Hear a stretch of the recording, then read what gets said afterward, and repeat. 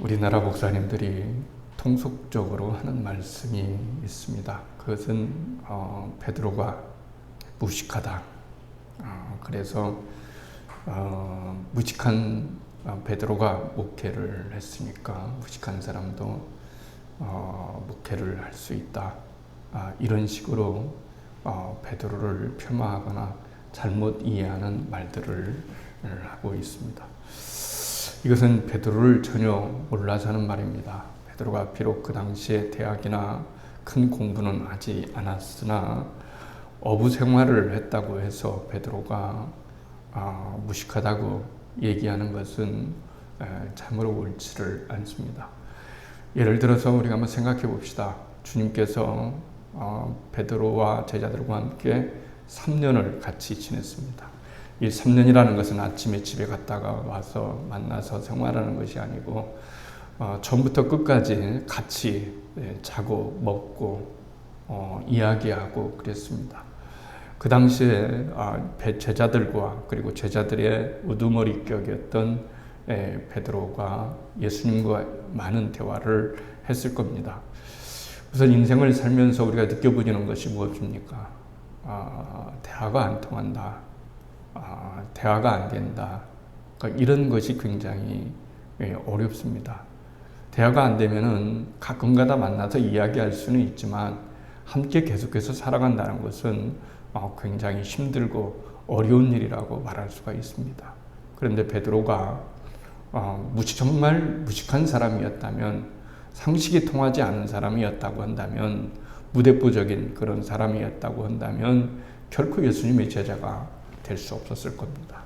왜냐하면 예수님, 지혜가 은혜와 진리가 충만한 예수님과 잘 지냈기 때문에 그렇습니다. 잘 지냈다고 하는 말은 일방적으로 예수님이 베드로의 무식함을 다 받아주고 생활했다는 것이 아니라 예수님과 베드로 사이에 나누었던 이 통화, 이 대화들이 적어도 서로 이해하고 공감하는 그런 부분이 있었기 때문에 그것이 가능하다라고 하는 것을 알 수가 있습니다. 예수님께서 승천하시고 난 다음에 제자 그룹들이 모였습니다. 120명 정도가 모여서 열심히 예수님께서 말씀하신 대로 예루살렘을 떠나지 말고 아버지께서 약속하신 성령을 기다리라, 이렇게 말씀하셨습니다. 그래서 그들은 열심히 기도했는데 오순절날에 성령이 임했습니다. 그래서 그들이 각기 나라의 방언, 언어로 이야기를 했습니다. 이때 그 세계 각지에서 예루살렘에 돌아와서 정착했던 많은 사람들이 놀라는 거예요. 왜냐하면 이렇게 학교를 다니지 않았던 사람들이 한 번도 배워보지 못했던 언어들, 이 말들을 사용하는 것을 보고 깜짝 놀랐습니다. 그래서 그 어떤 사람들은 조롱하기 위해서 술 취해서 저들이 그런다, 이런 얘기를 했을 때 베드로가 지금 아침 9시인데 무슨 그런 일이 있겠느냐라고 하면서 설교를 하게 됩니다. 그 설교를 하게 될 때 인용하는 성경 내용이 있습니다. 그 인용하는 성경 내용이 뭐냐면 요엘서와 그리고 시편입니다. 여러분, 지금은 우리가 색인이 다 달려서 요엘서 몇 장 몇 장을 찾아보세요 해도 못 찾아요. 요엘서를 쉽게 찾을 수 없습니다. 그래서 색인이 달려서도 참기 어렵습니다. 오래 신앙생활 하면서도 나이 드시고 이제 그런 장로님이나 권사님은 요엘서를 찾다가 못 찾아서 내 성경책에는 요엘서가 없네요, 이렇게 말하는 경우도 있습니다.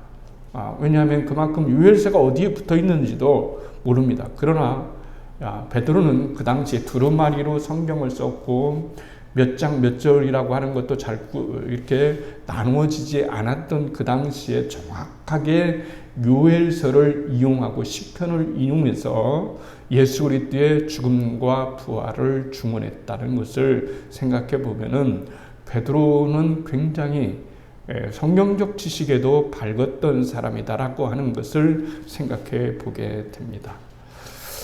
그리고서 그날 베드로의 설교를 듣고 3,000명이 회개하고 주님께 돌아왔습니다.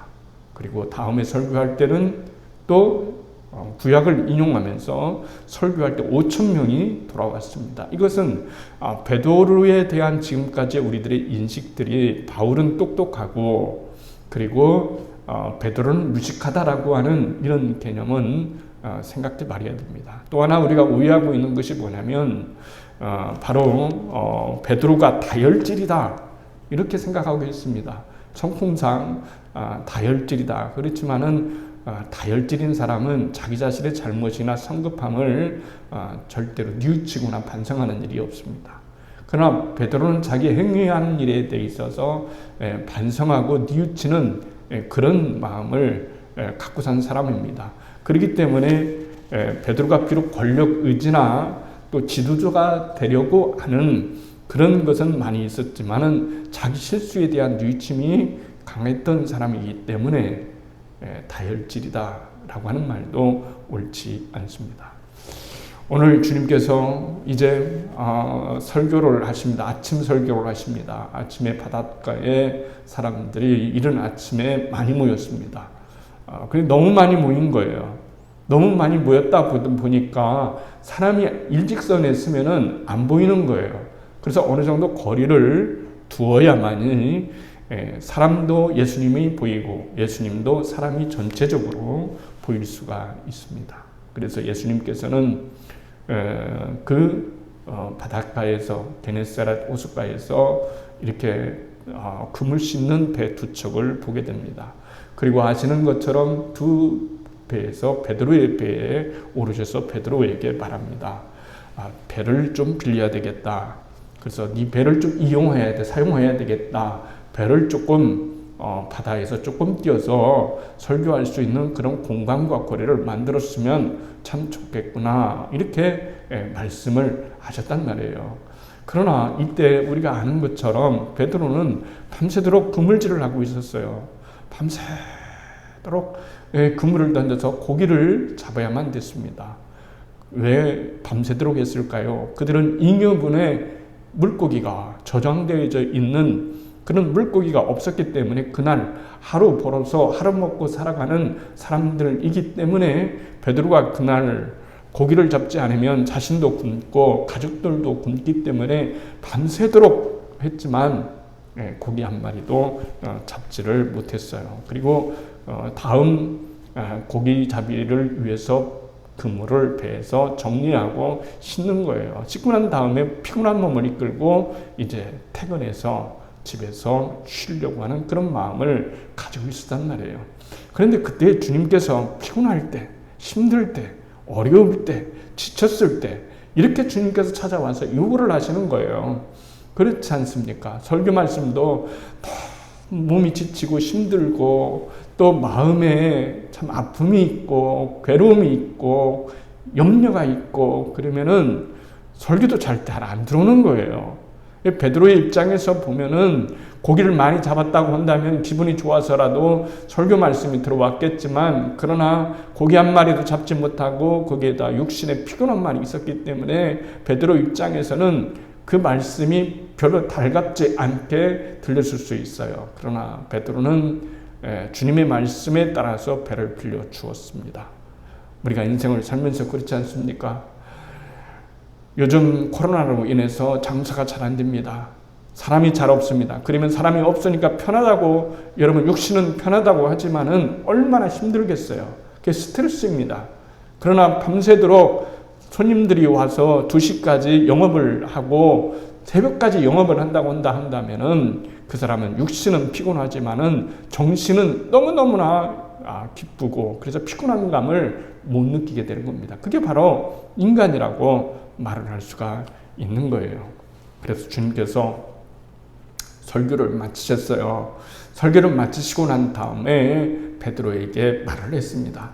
품삯을 위해서 그랬던 것인지 아니면 다른 의도가 있어서 그랬던 것인지 분명한 사실 하나는 주님께서 베드로의 배에 올라가신 것은 분명한 의도가 있었고 그리고 그 배에서 설교하시는 것도 분명한 의도가 있었고 그리고 깊은 데로 가서 그물을 다시 한번 던져라 이렇게 말씀하신 것도 의도가 있었단 말이에요. 그러니까 하나님께서 우리들을 대하실 때에, 우리가 예수님을 믿을 때에 하나님께서 우리에게 어떤 의도를 가지고 어떤 의미를 가지고 우리를 움직이시고 우리를 말씀하시고 우리와 함께 하시는 하나님의 놀라운 섭리를 우리는 믿을 수 있어야만 됩니다. 여기서 베드로가 예수님을 부르면서 말합니다. 선생님 그랬습니다. 선생님 그랬어요. 처음엔 선생님이라고 불렀어요. 여기서 선생님이라고 하는 말은 에피스파테스입니다. 에피스파테스. 그러니까 처음에 베드로가 예수님을 어떻게 불렀냐라고 하는 말은 베드로가 예수님을 어떤 시각으로 예수님의 본질을 이해했느냐 하는 것과 마찬가지입니다. 그러니까 베드로는 처음 예수님을 보았을 때 에피스파테스, 그러니까 인생의 선배 정도, 나보다 인생을 더 많이 산 정도, 그리고 랍비, 선생님, 가르침을 좀 줄 수 있는 그런 선생님 정도로 여러분 불렀습니다. 그런데 고기를 엄청 많이 찾고 난 사람들은 이제는 에피스파테스가 아니고 예수님을 큐리오스라고 부르는 거예요. 이게 달라졌습니다. 인생은 예수님을 믿을 때에 처음에는 예수님이 유인 가운데 한 명일 수도 있습니다. 또 좋은 분 가운데 한 명일 수도 있습니다. 그러나 진정으로 예수님을 만나게 되면은 우리는 주님을 큐리오스, 인생의 주님, 인생의 주인으로 진정으로 만날 수 있는 그런 놀라운 축복이 여러분이 있어야 되는 거예요. 돈 많이 벌고 그리고 여러 가지 많은 것들을 얻는 것이 축복이 아니라 참으로 선생님같이 보였던 예수님이 나중에 알고 보니까 그분이 나의 구세주고 나의 주님이시고 나의 능력이시고 나의 힘이시고 나의 방패시라고 하는 사실을 깨달아 아는 것이 굉장히 중요한 것이라고 말할 수가 있습니다.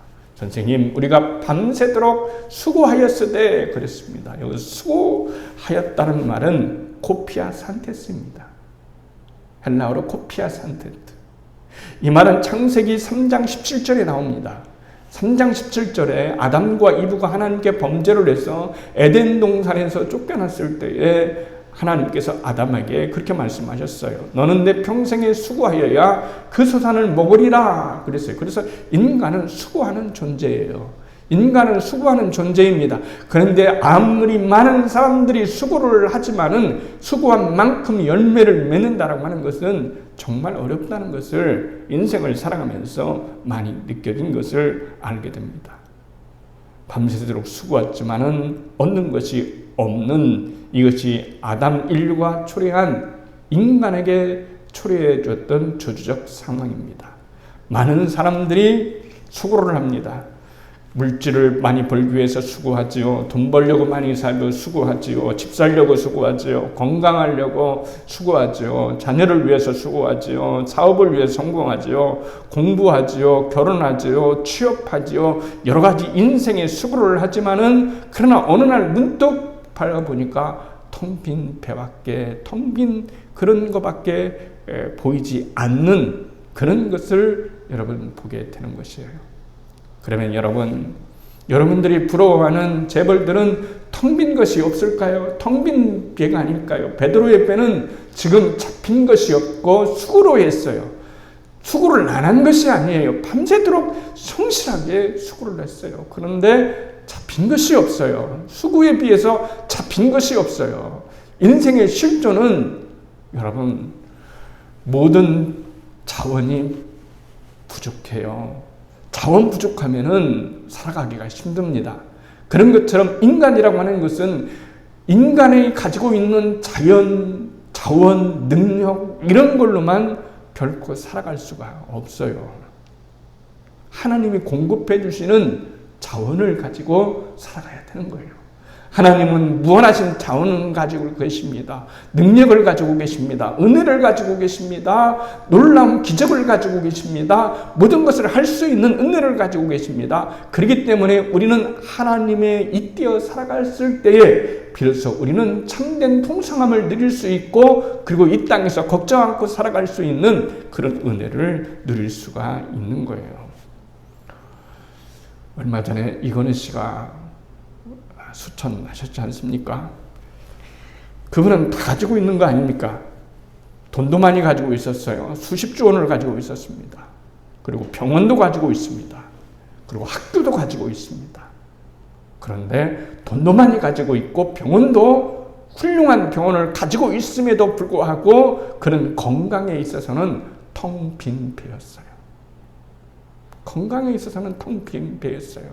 아무리 그물질을 하고 아무리 밤새도록 던져서 건강을 취할 수 있는, 다시 회복할 수 있는 그런 능력과 권세는 그에게 없었어요.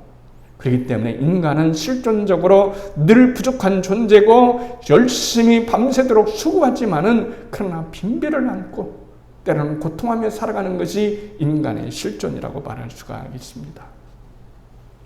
이제 하나님께서 은총하신 여러분, 예수님이 여러분의 빈배를 향해서 주목하고 계십니다. 주님이 베드로를 의도적으로 접근하셨듯이 예수님은 우리를 의도적으로 접근하십니다.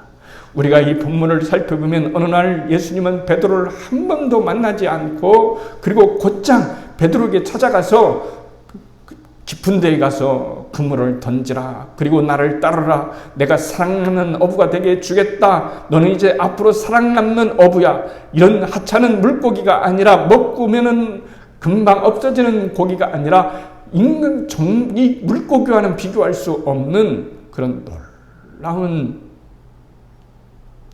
그런 인생을 너한테 선물할 거야. 이렇게 말씀했을 때에 베드로는, 예수님은 베드로를 전혀 모르는 상태에서 말씀하신 것도 아니고 베드로가 예수님에 대해서 전혀 모르고 있는 상태에서 고기만을 많이 잡았기 때문에 이분은 좀 틀리신 분이다라고 했기 때문에 다른 것은 아니에요. 왜냐하면 그 전에 예수님과 베드로는 접촉이 있었다는 사실을 알게 됩니다. 접촉이 있었어요. 접촉이 있었습니다. 하나님이 나의 말씀에 나의 실제적인 상황을 정준하고 달려와서 하나님의 말씀이 내 실제적 상황에 부딪혔을 때 그 말씀을 가르쳐서 네마의 말씀이라고 하는 거예요. 네마의 말씀이라고 하는 거예요. 깊은 데로 가서 그물을 내려 고기를 잡아라. 이때 우리는 밤새도록 수고해서 잡은 것은 없지만 주의 말씀에 따라서 내가 그물을 내리다라고 하는 그런 베드로와 같은 순박한 믿음이 있을 때 하나님의 로고스인 말씀이 내게 레마의 말씀으로 다가와서 내 인생을 풍성히 채워주시는 하나님의 놀라운 기적을 우리가 경험할 수가 있기 때문에 그런 거예요. 우리 각자의 삶의 문제나 결핍을 정주준하여 우리들에게 베풀어 주시는 레마의 말씀이 필요합니다. 이 시대야말로 하나님의 살아있는 말씀이 필요합니다.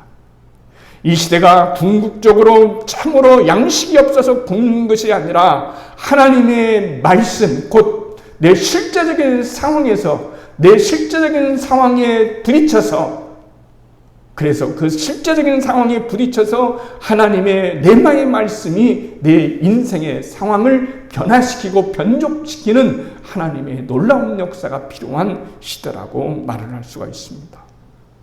성경 말씀은 다 합치면 6만 구절 이상이 되어 있습니다.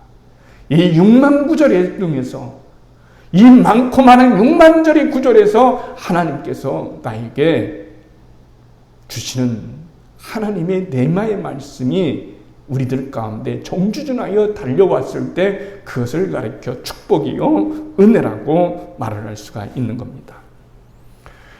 조지 워싱턴 카바 박사 이야기를 해드렸었습니다.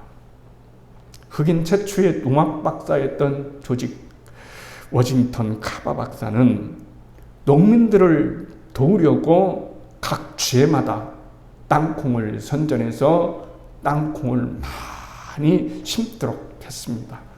그런데 땅콩을 심었던 그 땅에 방직업이 들어오는 거예요. 방직업이 들어왔어요. 그러다 보니까 방직업에 필요한 것은 땅콩이 아니라 면화였습니다.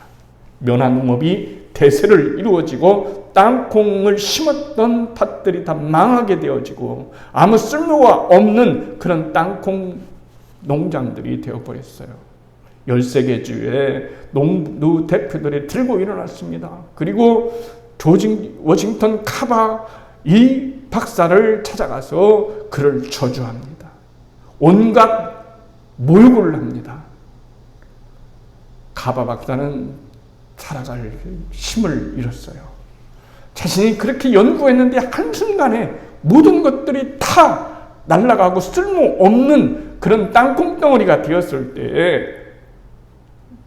때에 카바 박사는 너무나 절망적이었어요. 그래서 그는 고독하고 힘들고 어려운 마음으로 이제 어느 날 우울한 기분으로 산책을 하면서 숲숲을 거닐며 기도했습니다. 하나님, 죽고 싶습니다. 하나님, 저는 살고 싶지 않습니다. 저 숲을 왜 만드셨습니까? 태양은 또 왜 만드셨습니까? 이 저주받은 몸은 왜 만드셨습니까? 죽고 싶습니다. 제 생명을 거둬와 주십시오. 빌어먹을 이 땅콩들은 왜 만드셨단 말입니까? 이런 기도가 하나님께 타전되자마자 하나님께서 말씀을 들려주셨습니다. 창세기 1장 29절을 들고 실험실로 들어가라. 이런 음성을 듣게 된 거예요. 그래서 이 가바 박사는 이 하나님의 내마의 말씀 창세기 1장 29절을 가지고 들어가라, 실험실로 들어가라고 하는 이 내마의 말씀에 부딪히면서 힘과 용기를 얻어서 실험실에 들어가서 연구한 끝에 땅콩 제품으로 비롯해서 화장품 그 밖에 여러 가지 제품을 만들었는데 300가지 이상을 제품을 만들게 되었어요. 그래서 땅콩을 지었던 모든 농장의 사람들이 다시 기사회생을 하고 그리고 엄청난 발전을 하게 되어지는 그들에게 이익을 가져다주고 인류의 많은 과학의 발전을 가져다주는 식품의 발전에 유익을 가져다주는 그런 가바 박사가 되었어요. 그의 명성은 미국 전역에 퍼졌고 중국에는 미 국회 의사당에서 연설한 최초의 흑인이 바로 조지 카바 박사입니다. 인생을 살아가다 보면 이렇게 어려운 일들을 만납니다. 죽고 싶습니다. 주님, 빌어먹을 이 몸은 왜 만들었습니까? 이 세상은 왜 만들어졌습니까? 라고 이렇게 불평하고 이렇게 마음이 약해지고 절망적이 되었을 때에 그때 우리에게 필요한 것은 뭐냐면 살아있는 하나님의 말씀이 내 가슴에 부딪혀오는 그런 내마의 말씀이 우리들에게 필요하다는 말이에요. 인생을 살다 보면 한 번, 두 번, 세 번, 몇 번은 내마의 말씀이 우리 인생에 주어질 때가 있어요. 말씀드렸던 것처럼 교회를 건축하고 아주 오래전에 몸이 너무너무 많이 아팠어요. 힘들고 좌절되어지고 그랬어요. 그래서 주님 앞에 나가서 기도했습니다. 기도했을 때에 하나님께 불평이 됐습니다. 하나님, 너무 힘들어요. 건축하는 것도 힘들고 사람 모여지는 것도 힘들고 그런데 다른 사람들은 이런 고생 없이 쭉쭉 뻗어나가고 있네요. 제 마음이 상실됩니다. 이런 아픔을 가지고 기도했어요. 그때 주님께서 하신 말씀을 지금도 저는 생생히 기억합니다. 장 목사야, 너는 나 하나라도 만족할 수가 없겠니? 그래서 저는 그 말씀을 듣고 회개를 했어요. 그렇구나. 내가 하나님 한 분만으로 만족하는 그런 목사가 아니었구나. 말로는 오직 주님만 있으면 됩니다. 주님을 위해서 살아가겠습니다. 라고 했지만은 젊은 목사의 가슴에 야망이 들어있고 잘되고자 하는, 크고자 하는 그런 야심이 들어있다고 하는 것은 결코 주님 앞에서 아름다운 것이 아니었고 모든 것을 다 잃는다 할지라도 주님만큼은 결코 잃지 않는 그것이 진정한 축복이었다는 사실을 주님은 깨닫게 하시는 거예요. 그 이후로 저는 질병에서 헤어져 나올 수가 있었습니다. 이해할 수도 없고 설명할 수도 없지만은 고칠 수 없는 그 병을 고쳐서 이렇게 목회를 하고 있는 거예요. 지난 30년을 목회했습니다. 그럴 때마다 목회를 시작할 때 주님께서 주셨던 이사야 41장 10절 말씀을 언제나 나의 내마의 말씀이었습니다. 인생이 힘들 때가 있지 않습니까? 인생이 실패다라고 느껴질 때가 있지 않습니까? 인생이 고독하다고 느껴질 때가 있습니까? 어느 때는 인생이 참으로 두렵고 어떤 두렵고 염려되는 상황이 만나질 수 있지 않겠습니까? 그때 이사야 41장 10절을 붙잡고 그 10절 앞에서 무릎을 꿇고 두려워 말라 나는 너와 함께하느니라 놀라지 말라 나는 내 하나님이 됨이니라 내가 너를 굳세게 하리라 내가 참으로 너를 도와주리라 참으로 나의 의로운 오른손으로 너를 붙들리라고 하는 이 하나님의 내마의 말씀이 있었기 때문에 부족하지만 이 종이 30년의 목회를 하고 하나님의 은혜 가운데 살아갈 수가 있었던 거예요. 인생을 살아가다 보면 이렇게 두세 번의 내마의 말씀을 우리들에게 안겨주실 때가 있는 거예요. 그 하나님의 말씀이 우리를 살리는 것이지 우리 인생이 우리의 힘으로 살아가는 것이 결코 아니란 말이죠. 우리 모두는 하나님의 은혜 가운데 살아가고 있어요.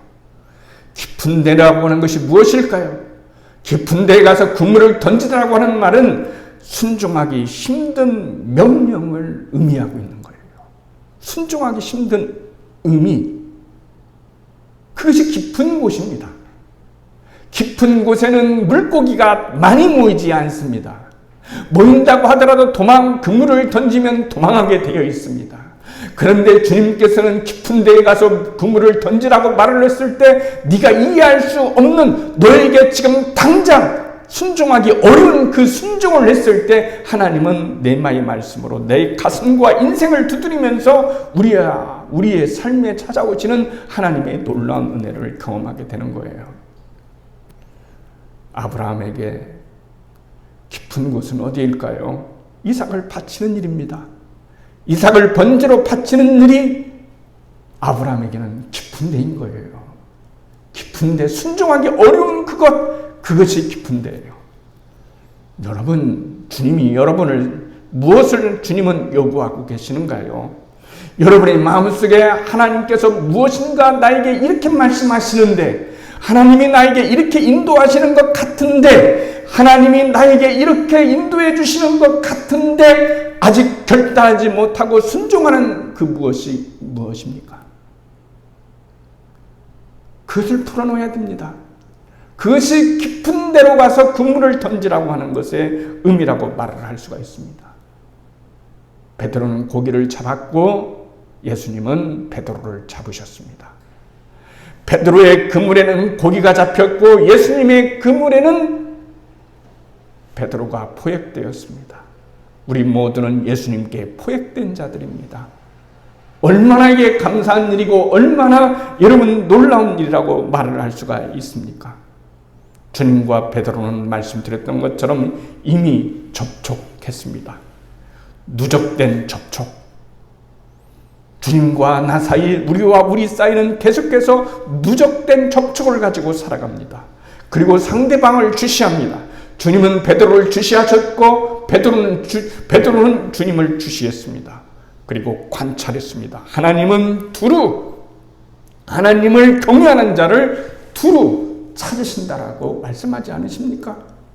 주님께서 그렇게 말씀하지 않으십니까? 하나님이 나를 관찰하시고 나를 쳐다보시고 나를 지키신다라고 하는 이 말씀이 얼마나 하나님 앞에 은혜가 되는지 알 수가 없습니다. 그리고 마침내 깊은 데로 가서 그물을 던지라고 주님은 말씀하셨습니다. 하나님은 우리 모두를 부르실 때 반드시 3급을 겨냥해서 부르십니다. 하나님께서 우리를 부르실 때는 반드시 거기에는 하나님의 부르심의 상이 있습니다. 그래서 바울은 내가 이미 잡은 것도 아니다. 나는 앞으로 그때를 향해서 달려가는데 예수님께 붙잡힌 바 된 그것을 붙잡으려고 나는 오늘도 계속해서 예수님께 하나님께 나아간다고 말을 합니다. 우리 또한 예수님과 누적된 그런 만남이 있지 않습니까? 우리는 의식하지 하나 의식하지 못하지 하나 예수님과 누적된 그런 만남이 있습니다. 그리고 관찰을 합니다. 우호적인 대화를 합니다.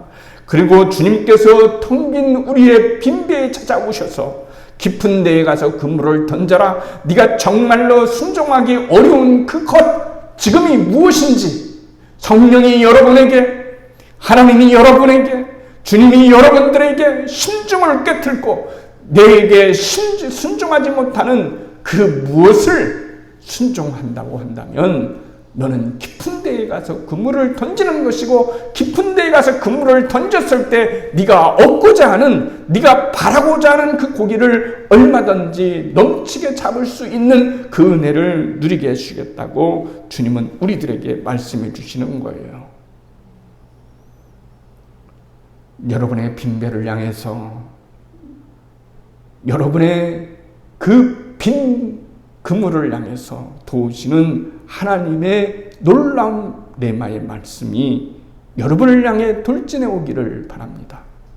그리고 돌진해 올 때 그 말씀을 물리치는 것이 아니라 가슴 가득하게 받아들여서 순종했을 때, 순복했을 때 하나님께서 우리를 향해서 이루실 하나님의 놀라운 축복과 은혜를 경험하게 될 것입니다. 우리들을 향해서 인생의 전환점에 찾아오시는 하나님의 네마의 말씀, 이제 그 네마의 말씀이 오셔서 우리 인생을 전환하게 될 겁니다. 베드로처럼 말이죠. 사랑 남는 어부가 되게 하리라. 너의 인생은 더 가치 있는 인생이 되게 해주리라. 주여, 주여, 나는 죄인입니다. 나를 떠나소서라고 할 수밖에 없었던 베드로의 그 두려움, 그 하나님을 발견하는 그 놀라운 사건, 이 네마의 말씀이 여러분 가운데 있어서 여러분의 인생이 더욱더 복되고 하나님 앞에 은혜를 입는 그런 성도가 되기를 주님의 이름으로 축원을 드리겠습니다.